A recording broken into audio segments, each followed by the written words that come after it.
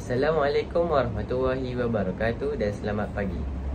Saya Dr. Ahmad Faiz bin Mat Syafi'i sebagai moderator pada hari ini ingin menemubual seorang Profesor Madya Amir Farhad berkaitan Pelan Pembangunan Pendidikan Malaysia PPPM. Baiklah, terima kasih Tuan Moderator. Sebelum kita pergi dengan lebih lanjut berkaitan dengan PPPM, Pelan Pembangunan Pendidikan Malaysia, kita seharusnya mengetahui terlebih dahulu apakah itu Pelan Pembangunan Pendidikan Malaysia itu tersendiri. Ianya tercipta pada 2013 hingga 2025 dan juga merupakan satu pelan komprehensif yang dirangka oleh Kementerian Pendidikan Malaysia KPM bagi mentransformasikan sistem pendidikan di negara kita. Pelan ini juga dilancarkan secara rasmi pada 6 September 2013 sebagai usaha untuk memastikan pendidikan di negara kita ini masih relevan dan berkembang secara global serta mampu melahirkan modal insan yang berkualiti tinggi. Selain itu, PPPM digubal berdasarkan dapatan kajian semula pendidikan negara yang terdahulu. Contohnya saya ambil seperti laporan Rahman Talib dan sebagainya, dan mengambil kira pandangan daripada pelbagai pihak termasuk ibu bapa, guru, pelajar serta pakar pendidikan dalam dan luar negara. Selain itu, PPPM, Pelan Pembangunan Pendidikan Malaysia juga mendapat pelbagai objektif yang hendak dicapai bagi meneruskan pelan pembangunan yang relevan serta dapat mengubah anak bangsa. Yang pertama, objektif yang hendak dicapai ialah menggariskan program transformasi yang menyeluruh untuk sistem pendidikan termasuk perubahan utama dalam Kementerian Pendidikan Malaysia tersendiri. Yang kedua, kita dapat mewujudkan visi dan aspirasi yang jelas untuk sistem pendidikan dan setiap murid bagi 13 tahun dan seterusnya sehingga tahun 2025. Dan yang terakhir, apakah objektif yang kita hendak mencapai ialah kita dapat memahami prestasi dan cabaran semasa sistem pendidikan Malaysia berfokus penambahbaikan akses kepada pendidikan. Baiklah, seperti sedia maklum bahawa terdapat 5 aspirasi dan hala tuju sistem pendidikan negara Pelan Pembangunan Pendidikan Malaysia. Mungkin Prof boleh terangkan tentang 5 aspirasi ini? Baiklah, terima kasih Tuan Moderator. Seperti Tuan Moderator cakapkan tadi, kita aspirasi dan hala tuju sistem pendidikan negara mempunyai 5 cabang, iaitu yang pertama ialah akses, yang kedua kualiti, yang ketiga equity, yang keempat perpaduan dan yang kelima sekali kecekapan. Baiklah, saya pergi satu persatu 5 aspirasi dan hala tuju sistem ini. Yang pertama, akses tadi. Akses ini merujuk kepada 100% enrolment merentas semua peringkat pendidikan, daripada peringkat prasekolah sehingga menengah atas menjelang tahun 2020. Untuk kualiti pula, negara dalam kelompok sepertiga teratas dalam pentaksiran antarabangsa seperti TIMSS dan PISA dalam tempoh 15 tahun. Dan untuk equity, merujuk kepada 50% pengurangan dalam jurang pencapaian bandar dan luar bandar, sosioekonomi dan jendera menjelang tahun 2020. Selain itu, untuk perpaduan, sistem pendidikan yang menawarkan perkongsian pengalaman dan nilai kepada kanak-kanak dengan menghargai kepelbagaian. Dan yang terakhir sekali, kecekapan. Kecekapan ini merujuk kepada sistem yang memaksimumkan keberhasilan murid mengikut peruntukan yang sedia ada. Terima kasih Prof. Mungkin Prof boleh menerangkan dengan lebih lanjut tentang aspirasi yang pertama, iaitu akses itu. Baiklah, terima kasih Tuan Moderator. Seperti mana yang saya berikan tahu tadi, matlamat KPM adalah untuk mencapai 100% enrolment pendidikan daripada prasekolah hingga menengah atas menjelang tahun 2020. Dan antara prinsip yang kita letakkan di dalam akses ini ialah yang pertama, pendidikan itu tanpa mengira latar belakang sosioekonomi dan etnik. Maksudnya, tidak kiralah dia itu daripada pelbagai etnik ataupun sosioekonomi, kita saling menggabungkan supaya pendidikan negara kita ini sentiasa relevan. Dan setiap kanak-kanak berhak mendapat pendidikan berkualiti tinggi bagi mencapai potensi diri. Dan selain itu, peluang pendidikan yang sama rata. Pihak sekolah bertanggungjawab memastikan murid mendapat tempat dan peluang belajar secara adil. Dan selain itu, murid diberikan peluang meningkatkan pengetahuan dan kemahiran ke peringkat yang lebih tertinggi. Yang keempat, inisiatif dan bantuan KPM. Antara inisiatif yang KPM lakukan ialah menyediakan bantuan kepada murid yang layak untuk memastikan mereka dapat peluang pendidikan sewajarnya tanpa mengira sosioekonomi dan latar belakang. Dan pembangunan pendidikan ini untuk semua, contohnya seperti sekolah dapat membantu menghadapi masa depan dan keluar daripada kemiskinan tegar. Selain itu, murid yang berisiko cicir dibantu melalui bantuan kewangan dan kemudahan fizikal. Dan yang terakhir sekali, komitmen pembangunan murid secara menyeluruh. Antara contohnya seperti kurikulum menyeluruh seperti intelek, rohani, emosi, jasmani, seiring dengan falsafah pendidikan kebangsaan. Dan kita dapat mematuhi standard minimum, iaitu lulus bahasa Melayu, bahasa Inggeris, matematik, sains, sejarah, pendidikan Islam atau pendidikan moral bagi tingkatan 5. Baiklah Prof, mungkin boleh menerangkan pula tentang kualiti standard antarabangsa ini. Baiklah, terima kasih Tuan Moderator. Antara apa yang kualiti standard antarabangsa ini hendak capai ialah peningkatan prestasi, hasil usaha dan tindakan. Selain itu, kita juga berdepan dengan risiko kerana negara lain lebih maju dan lebih pantas. Oleh itu, apa yang KPM hendak lakukan ialah meningkatkan lagi prestasi di negara kita ini supaya lebih konsisten dan juga supaya jurang di antara Malaysia dengan negara lain itu semakin mengecil. Dan antara matlamat mencapai standard global ialah fokus kepada matematik, sains, bahasa Inggeris dan kemahiran berasaskan aras berfikir aras tinggi, KEBAT, iaitu aplikasi ilmu dan penyelesaian masalah. Dan selain itu, pentaksiran antarabangsa sebagai penanda aras, iaitu contohnya, saya berikan contohnya seperti PISA, ukuran kecekapan bacaan, matematik dan sains. Disebabkan oleh negara-negara lain ini lebih mengutamakan kepada matematik dan sains dan bahasa Inggeris, oleh itu Malaysia lebih seiring dengan negara-negara maju supaya negara kita ini lebih maju berbanding dengan negara-negara lain. Dan contoh yang kedua ialah seperti TIMSS, iaitu ukuran prestasi matematik dan sains ikut kurikulum sekolah. Dan antara aspirasi negara untuk 15 tahun akan datang pula ialah sasaran top ranking global dalam TIMSS dan PISA.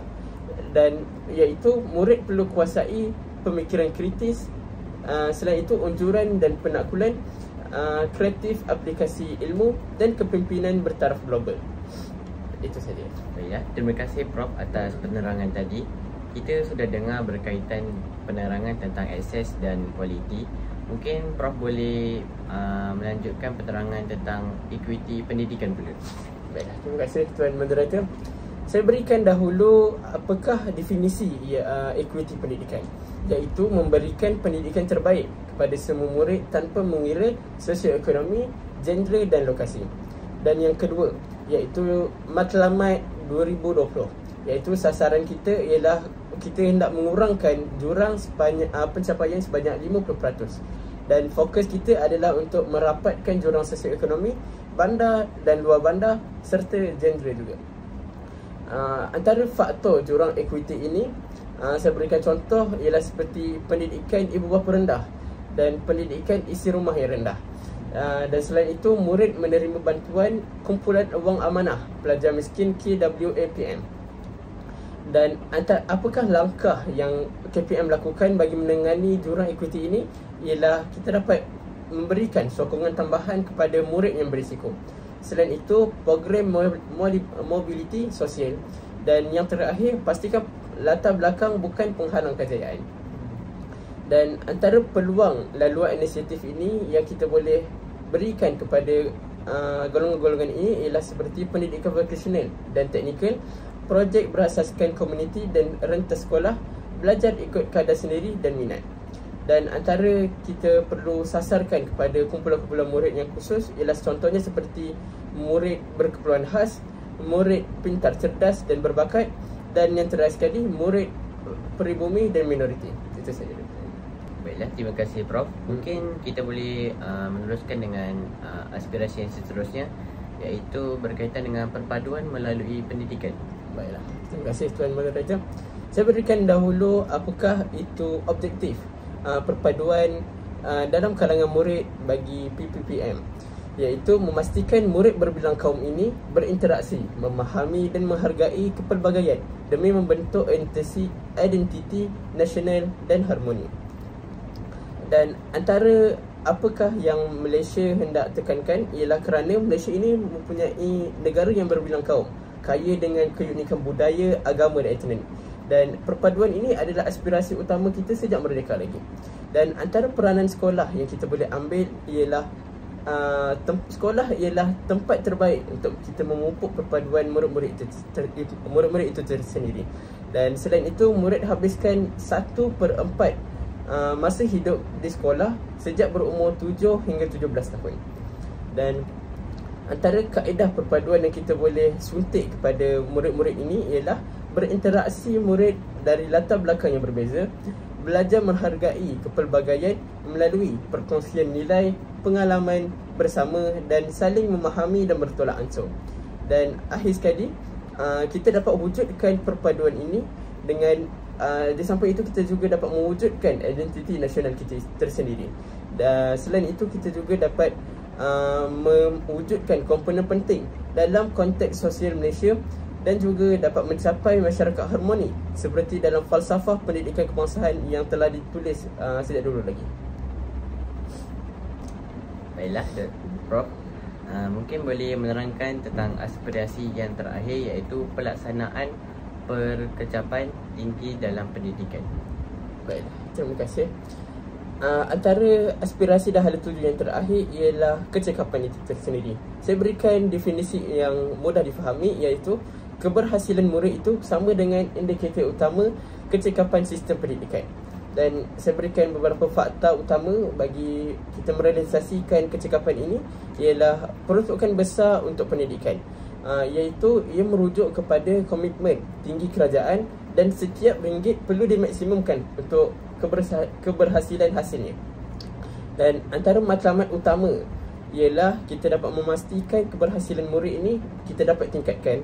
Dan selain itu, setiap sen yang dibelanjakan secara cekap dan berkesan ini dapat memastikan setiap murid itu dapat digunakan dengan sebaiknya. Dan yang ketiga ialah pengurusan bajet berfokus, iaitu kita dapat menekankan penggunaan bajet yang efisien serta mengoptimumkan sumber dan sokongan sekolah. Dan apakah yang peranan sekolah yang boleh lakukan ialah contohnya seperti guru dan pentadbir perlu fokus kepada pengajian berkualiti serta dapat kurangkan beban kerja di luar pengedaran. Dan yang terakhir sekali, pengagihan dan pengurusan cekap, iaitu sistem pendidikan perlu diagihkan dan uruskan sumber dengan berkesan. Dan yang terakhir, sokongan sekolah mencapai prestasi yang disasarkan. Dan apa yang saya boleh simpulkan daripada sepanjang tadi ialah kecekapan pengurusan tambah dengan pengurusan bijak sumber sama dengan prestasi murid yang cemerlang. Oleh itu, kerajaan mengambil pelbagai inisiatif bagi menaikkan dan memartabatkan pendidikan di negara kita ini. Baiklah, baru saja tadi Prof menerangkan tentang 5 aspirasi sistem. Mungkin kita boleh meneruskan Temu Bual pada hari ini dengan Prof menerangkan tentang 6 aspirasi murid pula dalam Pelan Pembangunan Pendidikan Malaysia. Baik, terima kasih Tuan Moderator. Untuk aspirasi murid, kita terbahagi kepada 6, iaitu yang pertama pengetahuan, yang kedua kemahiran berfikir, yang ketiga kemahiran memimpin, yang keempat kemahiran dui bahasa, yang kelima etika dan kerohanian, dan yang terakhir sekali ialah identiti nasional. Baiklah, saya pergi terlebih dahulu kepada pengetahuan. Apakah itu pengetahuan di dalam aspirasi murid ini? Iaitu murid perlu menguasai literasi dan numerisasi, iaitu murid perlu menguasai kemahiran asas sepenuhnya. Selain itu, kemahiran ini sangat penting bagi memastikan mereka boleh berfungsi dengan berkesan dalam kehidupan. Selain itu, Antara penguatkuasaan mata pelajaran teras iaitu murid perlu menguasai subjek teras itu seperti bahasa Melayu, bahasa Inggeris, matematik, sains dan sejarah. Dan selain itu, galakkan menguasai bidang lain. Contohnya, saya berikan seperti murid digalakkan memperoleh pengetahuan tambahan dalam bidang seni, muzik dan sukan. Di samping itu, aplikasi pengetahuan dan dalam kehidupan seharian, iaitu murid perlu mengetahui yang diperoleh harus diaplikasikan dalam kehidupan seharian murid, bukan sahaja di luar sekolah tetapi juga sepanjang kehidupan murid itu tersendiri. Ia juga seiring dengan kemahiran abad ke-21, iaitu murid perlu dilengkapi dengan kemahiran kreatif, inovasi, penyelesaian masalah dan kepimpinan. Dan antara peningkatan kualiti kurikulum ini ialah kurikulum diberikan penambahbaikan dan menekankan contohnya seperti pengajaran berpusatkan murid, pembelajaran berasaskan projek dan tugasan bertema. Itu saja daripada saya. Baiklah, untuk aspirasi dan hala tuju murid yang kedua ialah kemahiran berfikir, iaitu kemahiran berfikir ini membantu murid memperoleh maklumat, membangunkan pengetahuan dan menjana ilmu itu tersendiri. Dan semangat ingin tahu dan pembelajaran sepanjang hayat ini, murid perlu dipupuk daripada kecil lagi supaya murid sentiasa bersemangat dan ingin tahu dan minat belajar untuk mendapatkan pengetahuan sepanjang hayat. Dan murid itu juga perlu mempunyai hubungan dengan pelbagai pengetahuan. Contohnya saya berikan, murid itu mampu menghubungkan pelbagai pengetahuan untuk membina pengetahuan baru yang relevan dengan ekonomi berasaskan pengetahuan. Selain itu, penguasaan pelbagai kemahiran kognitif, iaitu murid perlu menguasai pelbagai kemahiran kognitif yang menggalakkan mereka berfikir secara kreatif, kritis dan inovatif. Antara apakah yang murid mampu lakukan dalam pemikiran kreatif dan inovatif ini ialah murid dapat menginovasikan dan menjana kemungkinan baharu. Selain itu, murid juga dapat mencipta idea atau pengetahuan baharu. Dan yang terakhir sekali ialah murid dapat menyelesaikan masalah secara kritis, logik, induktif dan didaktif. Itu sahaja dari saya. Terima kasih Prof atas penerangan tentang dua aspirasi tadi. Mungkin Prof boleh melanjutkan tentang penerangan berkaitan dengan kemahiran dua bahasa dan kemahiran memimpin. Baiklah, saya pergi dahulu kepada kemahiran dua bahasa. Kemahiran dua bahasa ini ialah ialah penguasaan bahasa Melayu dan bahasa Inggeris secara serentak, iaitu bahasa Melayu sebagai bahasa pengantar dan bahasa kebangsaan. Dan di samping itu, bahasa Inggeris pula sebagai bahasa kedua dan bahasa komunikasi antarabangsa. Komunikasi bahasa Inggeris sangat penting bagi menguasai sains dan teknologi kerana kebanyakan sumber rujukan kita dalam bahasa Inggeris. Dan murid itu perlu menguasai bahasa Inggeris sejak daripada sekolah rendah lagi agar mampu bersaing di peringkat global. Dan pendidikan berasaskan dua bahasa ini telah dilakukan sejak awal lagi. Oleh itu, semua pihak berperanan dalam memastikan murid menguasai kedua-dua bahasa ini, bermula daripada prasekolah sehingga institusi pendidikan tinggi. Di samping itu, kita juga boleh mempelajari bahasa tambahan. Contohnya, bahasa yang Malaysia yang berbilang budaya memberikan peluang kepada murid mempelajari bahasa tambahan. Contohnya seperti bahasa Mandarin, bahasa Tamil, bahasa Arab, bahasa Jepun, Perancis, Jerman dan sebagainya. Dan yang keempat ialah keperluan berkomunikasi secara efektif, iaitu penguasaan pelbagai bahasa membolehkan murid bekerjasama dan berkomunikasi dengan rakan sebangsa dan rakan antarabangsa. Baiklah, untuk aspirasi dan hala tuju murid yang keempat pula, iaitu kemahiran memimpin, iaitu contohnya seperti kemahiran keusahawanan. Sekolah berperanan membentuk budaya keusahawanan dalam kalangan murid. Contohnya, dapat membantu murid memiliki ciri-ciri usahawan seperti kreatif, berimajinasi tinggi, berinisiatif dan berani mengambil peluang. Selain itu, melalui program seperti kelab usahawan, penerapan elemen keusahawanan dalam kurikulum dan seminar keusahawanan ini dapat memupuk murid-murid itu tersendiri bagi melahirkan kemahiran memimpin terhadap setiap murid. Selain itu, murid ini juga dapat berdaya tahan. Contohnya, murid yang berdaya tahan mampu berfikir secara konstruktif dan menghadapi pelbagai cabaran dan rintangan yang dengan mudah. Dan berdaya tahan ini juga penting untuk bersaing di pasaran kerja global. Apabila mereka keluar daripada peringkat sekolah nanti, mereka sudah terbiasa dengan cabaran dan rintangan, dan murid-murid itu sendiri dapat menyelesaikannya dengan mudah. Dan selain itu, kecerdasan emosi. Murid-murid ini yang baik perlu memahami dan bekerja secara efektif dengan orang lain. Selain itu, kejayaan pendidikan bukan hanya diukur melalui pencapaian akademik, tetapi juga tahap kecerdasan emosi murid. Murid yang mempunyai kecerdasan emosi tinggi mampu memahami dan menguruskan emosi sendiri serta memahami perasaan orang lain. Dan yang terakhir sekali, keterampilan berkomunikasi. Contohnya, kemahiran berkomunikasi membolehkan murid berinteraksi dan membina hubungan dengan orang lain. Dan yang terakhir sekali, sekolah juga menekankan komunikasi berkesan di dalam bilik darjah untuk mewujudkan suasana pembelajaran yang progresif. Itu saja. Terima kasih Prof. Bagi saya, kemahiran itu sangat penting untuk murid-murid pada generasi kini. Mungkin Prof boleh menerangkan lagi tentang dua aspirasi yang terakhir, iaitu etika dan kerohanian dan identiti nasional. Baiklah, terima kasih Tuan Moderator. Saya pergi dahulu kepada identiti nasional, iaitu apakah maksud identiti nasional itu sendiri. Iaitu setiap rakyat Malaysia perlu memiliki perasaan bangga dan setia terhadap identiti nasional, iaitu berpegang teguh kepada rukun negara sebagai asas perpaduan dan juga hala tuju masa depan negara. Semua murid tanpa mengira latar belakang, etnik, agama dan sosial ekonomi mesti rasa bangga sebagai rakyat Malaysia itu sendiri. Dan murid perlu faham dan hormat, menerima perbezaan serta mengamalkan semangat kekitaan.